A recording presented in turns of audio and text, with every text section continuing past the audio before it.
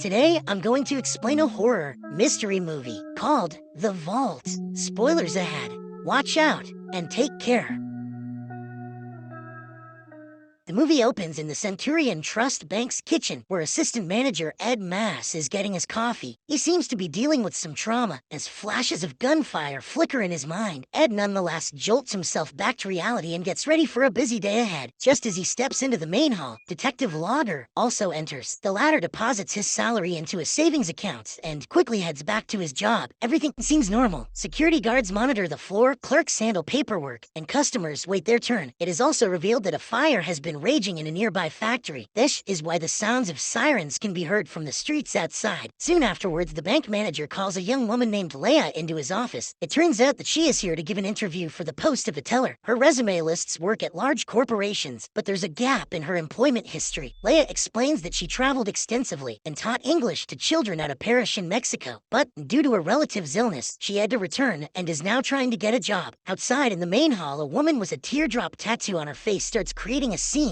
A middle-aged teller tries her best to control the situation, but the woman grows increasingly hostile, berating the bank for charging illegal penalties. Meanwhile, the manager, unaware of what's happening outside, continues the interview. He confides in Leia that in the past year they have had 3 tellers leave the job. Several employees apparently think the bank is haunted, as they have seen or heard spooky things. At this moment, head teller Susan Cromwell confronts the disruptive visitor. She points out that the woman is not even a client of their bank. Just then, 3 firefighters enter the building and lock the doors from inside. Leia nods to the irate visitor, who suddenly attacks the security guard. He collapses from a hard blow to the face, and everyone struggles to comprehend the chaos. Leia then draws a gun and tells the assistant manager to comply, or else she will blow his head off. It is obvious that an elaborate bank robbery plan is now underway. However, the guard at the main door only sees the customer being violent towards the other security guard, so he contacts the local authorities via his walkie-talkie and relays that there has been slight unrest at the Centurion Trust Bank. He then rushes towards the counter, only to be knocked out cold by one of the firefighters. The other 2 take everyone hostage and cover their heads with bags. In the meantime, the disruptive visitor, who turns out to be Leia's sister V, collects phones from the captives. The second firefighter, Cyrus, sprays over the security cameras with paint. This is when the local police contact the security guard, who made the distress call earlier, but the third firefighter, named Michael, forces the guard to assure them that everything is under control. However, Detective Logger, who is on duty in a nearby neighborhood, decides to check the bank. He is on his way when suddenly, his radio emits a patchy, unclear message. It is the voice of a man who reports that a robbery is in progress at the Centurion Trust Bank. The man says that the robbers are taking hostages and pleads for the police to be sent. Inside the bank, the first firefighter, whose name is Kramer, orders the tellers to open the vault. And if they don't, he'll say racist stuff. They hesitate at first, but eventually agree to do as told. Meanwhile, in the hall, the bank manager attempts to flee, but he's quickly shot in the knee. He begins to writhe and scream in pain, forcing Michael to knock him unconscious. Michael then removes his mask and begins dressing the wound while apologizing to the victim. It is obvious that he doesn't want to harm anyone. Back in the vault, Susan finally opens the large safe, only to reveal that it contains a small amount of cash. Kramer then angrily grabs the money, comes out to the hall, and shouts that there is only $70,000 here. All the robbers are dismayed at this revelation. They have put their lives at risk and hurt people for such a tiny amount of money. I tell them to cry about it, but V's already got that covered. While Leia wants to quickly make an exit, V and the others refuse to leave empty-handed. As they are busy arguing, a hostage unexpectedly offers his help. He introduces himself as the assistant manager and claims to know the bank inside out. To prove his sincerity, the man reveals the location of an emergency alarm button and advises them to disable it quickly. He says that if the daily transaction database isn't verified with the manager's PIN, the alarm will be activated. He then promises to assist the robbers if they ensure no one else gets hurt. An increasingly desperate V agrees and removes the bag from his head. It is revealed that the man is Ed Mass, the same person we saw in the first scene. Following this, Ed quickly disables the alarm and even reveals the location of additional cash. He says there is a vault, built about 60 to 70 years ago in the basement. Ed claims that it contains $6 million in cash and even hands them the keys to the basement door. Shortly afterwards, V and Kramer head to the basement, instructing the others to monitor them through the surveillance cameras. According to their plan, Michael will also later descend to to the basement, he is tasked with creating a hole in the bank's sewage pipeline, which will serve as their escape route. For now, Leia escorts Ed to a separate office from which she can observe the surveillance monitors. V and Kramer also reach the basement and locate the door leading to the old vault. Back upstairs, Michael locks all the hostages in the new vault and stands guard himself. Everyone remains silent for a while, but soon the hostages begin to grow uneasy. Susan speaks up first, pleading to be escorted to the restroom downstairs. In the meantime, Kramer and V discover the vault, which is a huge metal door fitted with wheel locks. Kramer admits that it will take at least 20 minutes to break through it. V thus steps away to explore the basement while he begins working on the door. Suddenly, the building's lights start to flicker, but nobody pays too much attention to that. Leia asks Cyrus to keep an eye on Ed while she checks on the other hostages. She also takes a peek outside and notices police cars parked in front of the bank. Meanwhile, Michael escorts Susan to the restroom, and she tries to engage him in conversation, but he is too nervous to talk to her and simply stands nearby. In the basement, Kramer diligently works on the vault door and it begins to yield. As for V, she is still exploring the basement when she notices a human-like figure in one of the old storage rooms. Elsewhere, Michael is bringing Susan back to the new vault when Leia sees him. She scolds him for deviating from the plan and orders him to stick to the schedule. Michael thus heads downstairs to another part of the basement to cut into the pipeline for their escape route. On his way down, he comes across V, who looks to be perturbed by something. She reveals that she saw something or someone downstairs, which made her feel uneasy. V then heads upstairs, leaving Michael to prepare their escape way. Moments later, Cyrus takes over guarding the hostages while the sisters monitor Kramer's progress in the basement. He seems to have successfully unlocked the vault, but the lights suddenly go out. Kramer, who is about to enter the vault, notices two figures with filthy bags over their heads in the corridor. The number of figures before him multiplies, just as the flickering lights grow more intense. On the other hand, Leia and V, who are watching through the surveillance monitor, witness a different scene. They can see no one but Kramer, who now appears to be searching for his weapon. The sisters watch in horror as Kramer is dragged into an open storage room. Michael, who is also in the basement, hears his blood-curdling screams. Moments later, confused by what's happening, Leia asks Cyrus to count the number of hostages. The lights flicker again, and the door of the new vault slams shut. This means that the hostages as well as Cyrus are now trapped inside. Rather spookily, the door from the main hall to the basement also gets locked. As the two sisters try to open it up, Cyrus begins to see something strange inside the new vault. He notices a person in a white mask among the captives, prompting him to grab his shotgun. Soon after, a group of captives in filthy bags appears out of nowhere and advances on him. The person in the white mask then shoves the shotgun into Cyrus's mouth. Similarly, in the basement, several unknown figures begin to repeatedly stab Kramer. These ghosts have guns and knives. In the main hall, the lights come back on, and V finally manages to open the door. Leia, on the other hand, goes to check the new vault and comes across a strange sight. Cyrus is nowhere to be seen, but the hostages are seated exactly as before. Back in the basement, Michael discovers Kramer tied to a chair, with his eyes brutally gouged out. He seems to be pleading with someone, begging them not to do something. But seconds later, he suddenly grabs his drill and punctures his own skull. Upstairs, Leia is confronting Ed when the phone abruptly rings. She answers, and Detective Logger, who is on the other side, demands to speak to whoever is in charge. Leia responds that she will leave all the hostages in 30 minutes if the police don't do anything stupid. She then tries to determine who tipped off the police and concludes it must have been the head teller, Susan. Following this, Leia goes to Susan and inquires about what's happening in the basement. She wants to know if it's something supernatural or just a trap. Although hesitant at first, Susan eventually opens up and recounts an incident from 1982. Apparently, a deranged man tried to rob the bank and held all the employees hostage for days, but the police refused to comply with his demands, and the robber thus made the employees shoot each other. Ever since that incident, no one goes to the basement of the bank, not even the security guards. Obviously, Leia doesn't believe the story and threatens to disfigure Susan. Couldn't you just hurt me? No, I'm gonna disfigure you. This tense moment is interrupted by Michael, who seems to be shaken. He tells Leia about Kramer's death and insists they leave as soon as possible, as something is wrong with this bank. At this moment, V also appears with the bag full of money. Leia quickly informs her about Kramer's death and the police presence outside. She then examines the cash, but shockingly finds that every single one of them is from 1982. Well, that makes sense if no one's gone down there since then.